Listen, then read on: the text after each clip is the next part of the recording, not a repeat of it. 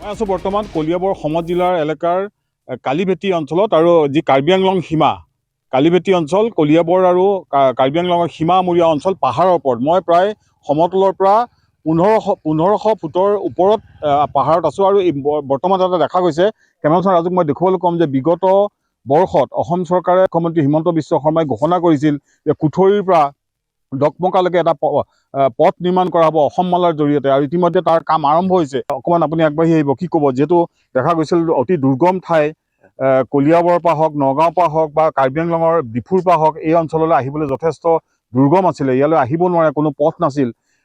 ইয়াৰ ৰোগীয়া হ'লে কেইবাখনো গাঁও যিহেতু আছে, কেইখন গাঁও আছে ইয়াতে? 15-20টা গাঁও আছে, 15-20খন গাঁও, 15-20খন গাঁও। কোনো পথ নাছিল ইয়াত?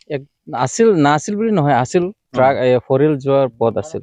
কিন্তু যেতিয়া কোনোবা গাঁওবাসী বা গঞা ৰোগীয়া হয় বা বেমাৰ হয় বা অন্য কাৰণে মেডিকেললৈ নিবলগীয়া হয়, কেনেধৰণে কৈছে? ইয়াত মেডিকেল যেতিয়া বহুত কষ্টত আছিল, তেতিয়া একদম যে ডেলিভাৰী কেছত বিশেষকৈ তেতিয়া আমি মানুহ দি বুকি নিবলগীয়া তেনেকুৱা হৈছিল।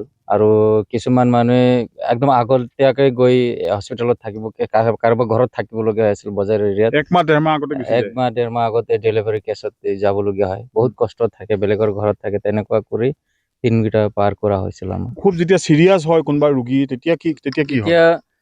যি গাঁৱত যদি কোনোবাই কিবা মেডিচিন পাৰে দিবলৈ, তো সেইটো দিয়া হৈ আছিল। তথাপিও বহুত চান্সেছ কম, বহুত মানুহ তেনেকৈ মৰিও থাকিল। এনেকুৱা তাৰপিছত আৰু আনি হস্পিটেলত লৈ যায়, বুকি নিব লাগে, পুৰা গাঁৱৰ মানুহ বুকিব লাগে। এতিয়া কি ক'ব, যিহেতু অসম চৰকাৰে বিগত বৰ্ষত যোৱা বৰ্ষতে ঘোষণা কৰিছিল এটা পথ এটা হ'ব, তাৰপিছত ইতিমধ্যে কাম আৰম্ভ হৈছে, কি ক'ব এতিয়া? একদম আমি চবেই ভাল পাইছোঁ এই কথাটোত। আমি এই প্ৰেজেণ্ট চৰকাৰক বহুত ধন্যবাদ দিছোঁ যে সেইটো আমাক কৰি দিছে। এইটো আমি মানে ভাবিব নোৱাৰা, আমি ভাবা নাই এই ৰাস্তাটো হ'ব ইয়াত। আমি শুনি আছিলোঁ সৰুৰ পৰা, কিছুমানে কৈ আছিলে ৰাস্তাটো হ'ব। প্ৰায় আমি ইয়াত থকা 40 বছৰমান হৈ গ'ল, মোৰ জন্ম ইয়াতেই। শুনি থাকোঁ খালি ৰাস্তাটো হ'ব। এইটো আমাৰ দিনত দেখিলোঁ যে ৰাস্তাটো হৈ আছে, আশা কৰিছোঁ কমপ্লিট হ'ব বুলি। আৰু কি ক'ব আপুনি, যিহেতু আপোনাৰ গাঁও ইয়াতে? মই খাচিয়াপন্থী হয়।